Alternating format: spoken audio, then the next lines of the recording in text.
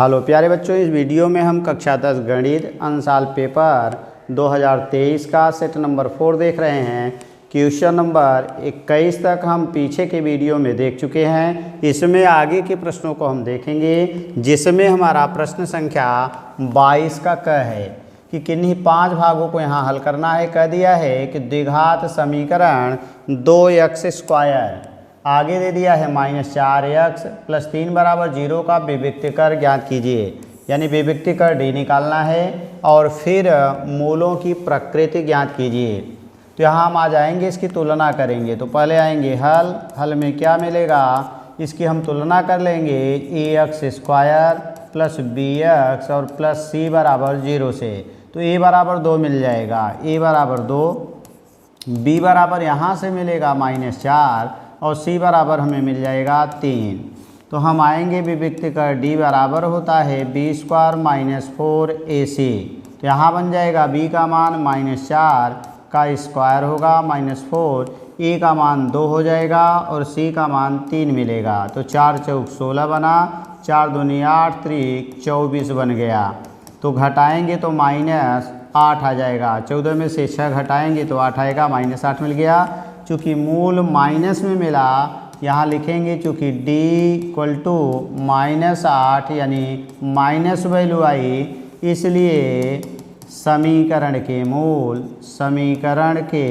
मूल अधिकल्पित कहिए या काल्पनिक, अधिकल्पित होंगे। और हमें मूलों की प्रकृति ज्ञात करना था, तो यही हमारा मूलों की प्रकृति बन जाएगी। 2 क्रमागत धन पूर्णांक सम संख्याओं के वर्गों का योगफल दिया है, संख्याएं ज्ञात कीजिए। तो यहाँ आएंगे, हम ले लेंगे हल, और हल में क्या मानेंगे, एक संख्या को 2x मानेंगे। तो एक संख्या यहाँ हल में बनेगा कि माना 2 सम संख्याएं, एक को हमने ले लिया 2x, दूसरा 2x + 2 हो गया। अब करा दोनों के वर्गों का योग, यानी 2x का स्क्वायर 2x + 2 का स्क्वायर, और ये बराबर दे दिया है 340। तो 2 दूनी 4x² + 2 दूनी 4 + 2 ये भी करेंगे तो 2 दूनी 4 दूनी 8x और -340 = 0 होगा। तो 4x² 8x² होगा प्लस 8x होगा और 4 घट जाएगा तो माइनस, यहाँ बचेगा 6 3 3 = 0। 8 कॉमन ले लेंगे तो x² + x -8 चौक 32 और 8 दूनी 16 = 0 होगा। 8 कैंसिल होके ख़त्म हो जाएगा, बचेगा x² + x -42 = 0 हो गया। अब हम इसका खंड करेंगे, एक लाना है 7 × 42 यानी x² + 7x -6x और -42 = 0 होगा। जोड़ा बना के कॉमन लेंगे, x कॉमन होगा तो x + 7 आ जाएगा, -6 कॉमन लेंगे तो x + 7 आ जाएगा। क्योंकि माइनस कॉमन लेने पर अंदर का चिन्ह बदल जाता है, तो x + 7 होगा। अगला ब्रैकेट बनेगा x -6 = 0 होगा। पहले से अगर हम 0 करते हैं तो x बराबर हमें -7 मिल जाएगा, और ये अमान्य होगा क्योंकि इसने कहा है धन पूर्णांक। दूसरा हम ले लेते हैं, दूसरे को 0 करेंगे तो x बराबर 6 हो जाएगा। अब हमारी जो संख्याएं हैं ये दोनों हैं, इसलिए संख्याएं तो हमें एक मिल जाएगी 2x, दूसरा 2x + 2। तो यहीं पर हम x का मान 6 रख देंगे, तो 2 × 6 + 2, तो पहला बना 6 दूनी 12 और दूसरा बन गया 6 दूनी 12 + 2 यानी 14। तो हमारा आंसर आया 12 और 14, यही हमारा आंसर हो जाएगा। आगे हम देखते हैं नेक्स्ट प्रश्न को, यानी 22 का ये ख था। अब आगे हम आ जाएंगे, हम ग देखेंगे, ग स्टार लगा हुआ है, इसका मतलब ये भी 2024 की परीक्षा में नहीं पूछेगा। नेक्स्ट प्रश्न हम ले लेते हैं ग वाला, ये नहीं पूछेगा। घ कह रहा है कि एक प्रकाश स्तंभ के शिखर से देखने पर समुद्र में दो जहाज़ों के अनुमान कोण क्रमशः 30 अंश व 45 अंश हैं। यदि प्रकाश स्तंभ के एक ही ओर एक जहाज दूसरे जहाज के ठीक पीछे 50 मीटर की दूरी पर हो तो समुद्र तल से प्रकाश स्तंभ की ऊंचाई ज्ञात कीजिए। तो हम यहाँ मान लेंगे ये हमारा प्रकाश स्तंभ हो गया। इसके एक ही ओर दो जहाज हैं, एक जहाज यहाँ मान लिया गया, एक यहाँ है। तो ए बी आपका प्रकाश स्तंभ हो गया। एक जहाज सी पर, दूसरा जहाज डी पर। करा प्रकाश स्तंभ के शिखर से देखने पर माने यहाँ से देखा जा रहा है समुद्र में दो जहाज़ों के अनुमान कोण 30-45। तो ये हमारा जो कोण बना ये हमारा 30 अंश बन गया। तो एकांतर कोण से ये 30 होगा। दूसरा कह रहा है 45 है, तो पूरा कोण हमारा 45 है, तो एकांतर कोण से ये 45 हो जाएगा। और फिर क्या कहा कि यदि जहाज़ एक दूसरे से 50 मीटर की दूरी पर हों, इन दोनों जहाज़ों के बीच की जो दूरी है वो 50 मीटर है। तो इस स्तंभ की ऊंचाई ज्ञात करना है। इसको हमने यच मान लिया, फिर इसको हमने यक्स मान लिया। अब हम आ जाएंगे हल करेंगे। तो हल में जो हम माने हैं उसको लिख लेंगे पहले कि माना ए बी एच मीटर ऊंचा प्रकाश स्तंभ है जिसके आधार ए से यक्स मीटर दूर स्थित बिंदु एक जहाज तथा उसके आगे 50 मीटर आगे दूरी पर स्थित बिंदु डी पर दूसरी जहाज है। बिंदु बी से जहाज सी का अनुमान कोण 45, जहाज डी का अनुमान कोण 30 अंश है। तो हम आ जाएंगे पहले इस त्रिभुज में ए बी सी में। तो हम ले लेंगे त्रिभुज ए बी सी में, इसमें लगाएंगे tan 45 और tan 45 बराबर लंब बटे आधार, लंब माने यच और आधार का मान हमारा यक्स हो गया।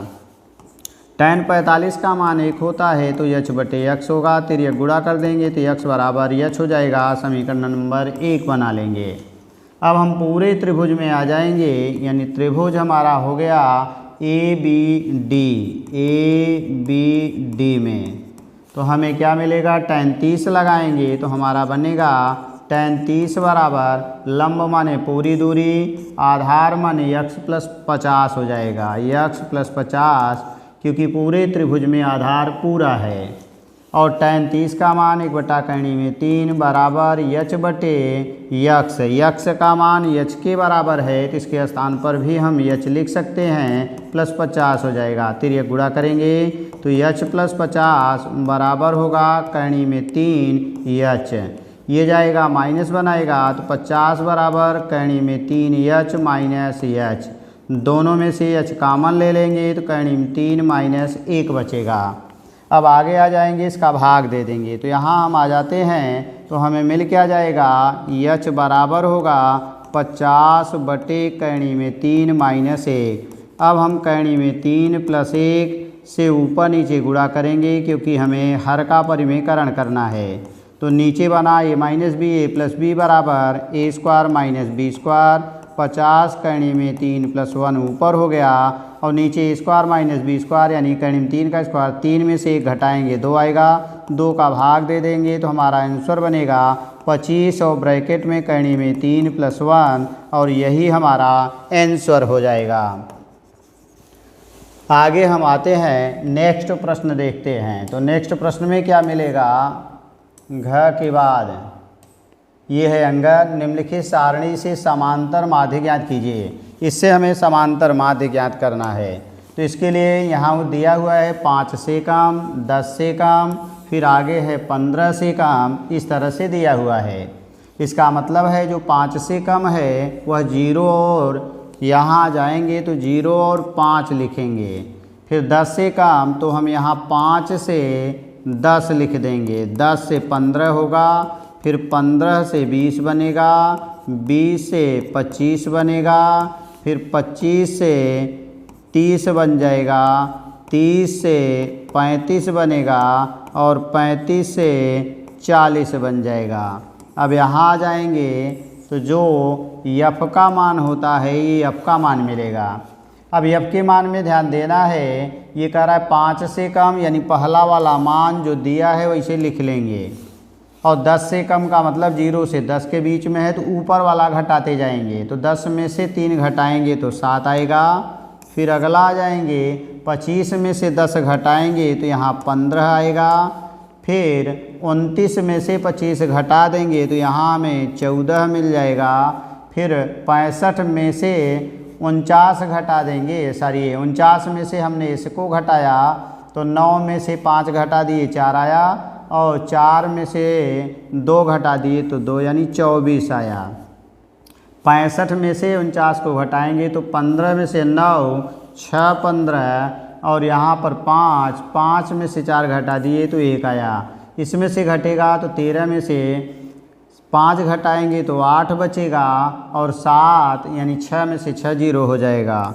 फिर अगला आ जाएंगे तो इसमें से घटेगा तो 5 आएगा, और इसमें से ये घटेगा तो 2 आ जाएगा। अब दोनों जोड़कर 2 का भाग दिया जाता है तो ये मिलता है हमारा यक्स का मान। तो यक्स अगर हम निकालते हैं तो यहाँ इन दोनों को जोड़कर 2 का भाग दे देंगे, यानी 2.5 आएगा।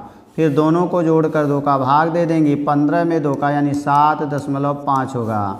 फिर अगला इसी तरह से आएंगे तो 12.5, फिर अगला आ जाएंगे तो 17.5, फिर नेक्स्ट आएंगे तो 5 5 जुड़ता जाएगा 22.5, 27.5, फिर अगला हो जाएगा हमारा 27 5 32.5, और यहाँ आ जाएंगे तो 37.5 होगा। क्योंकि यहाँ पर दशमलव वाली संख्याएं हैं इसलिए हम करेंगे क्या, इसमें से 1 2 3 4 5 6 7 8 दिया है तो 3 नीचे और ऊपर से 3 छोड़ देंगे, दोनों में से एक को ए मान लेंगे, तो हम नीचे वाले को ए मान ले रहे हैं। अब यहाँ पर हम क्या निकालेंगे, यहाँ आ जाते हैं डी निकालेंगे। डी बराबर होता है x माइनस ए, तो क्या मिलेगा, यानी 22.5 में से 2.5 घटाएंगे तो ये 20 आएगा, लेकिन माइनस में आएगा। फिर 22.5 में से 7 घटाएंगे तो हमें मिल जाएगा 15, यानी 22 में से तो 0.5 जीरो बना, माइनस में मिलेगा, और 12 में से 7 तो 5 बच जाएगा और 15 हो जाएगा। फिर अगला इसी तरह से अब 10 का यानी सॉरी यहाँ पर हमारा दिया गया है, यानी 22.5 में से हमने 7.5 घटाया 0 आया। फिर 12 में से 7 5 12 15 हो गया। फिर अगला इसी तरह से आएंगे 5 5 घटेगा तो -10 -5 0 होगा। फिर +5 बनेगा, +10 बनेगा और +15 बनेगा, और लास्ट में आ जाएंगे इसमें से घटेगा तो हमारा 15 पूरा हो जाएगा। अब इसी में हम क्या करेंगे, इसे f का गुणा करेंगे तो 3 20 60 -60 होगा। फिर 7 15 7 105 हो जाएगा 105। फिर आगे आ जाएंगे यानी 3 का 20 60, फिर 7 15 7 105 हो गया। फिर 15 का गुणा करेंगे 10 में, 15 दहा में 150 हो जाएगा।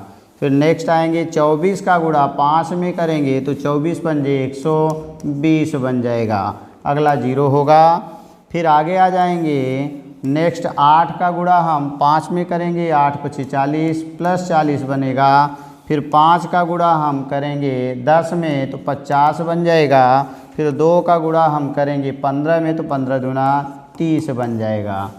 इन सब को जोड़ेंगे तो यहाँ हमें मिलेगा -5 बना, 5 6 5 11 2 13 की 3 हासिल 1 बना, 1 1 2 1 3 1 4 हो गया। और इधर आ जाएंगे तो ये बन जाएगा 0 5 4 9 3 12 हो गया, ये प्लस था। और इसमें से निकालेंगे सिग्मा एफ डी जो होगा, इसमें से घटेगा तो माइनस वाला ज़्यादा है, माइनस होगा, 5 मिलेगा और 1 मिलेगा और 3 मिल जाएगा, -315 हो गया। अब हमारा जो सूत्र होता है x बराबर यानी a + sigma F D upon n होता है, और जो n का मान होगा यही 80 जो लास्ट में दिया है यही बन जाएगा। a का मान हमने माना है 22.5 प्लस सिग्मा एफ डी का मान -315/80। अब इसी को हल कर लेंगे और जो आएगा वही आपका आंसर बन जाएगा। रुको, अब यहाँ पर मिला हमारा 22.5 माइनस 315 में 80 का भाग दे दिए तो ये आ गया हमारा, यानी भाग देने के बाद तो यहाँ बन गया हमारा 3.93 और इसमें से 3.93 हमने घटा दिया तो हमारा आंसर बना 18.57 या 56, यही हमारा आंसर हो जाएगा। Thanks for watching. इस तरह की वीडियो को देखने के लिए चैनल को सब्सक्राइब करें तथा वीडियो को लाइक करें।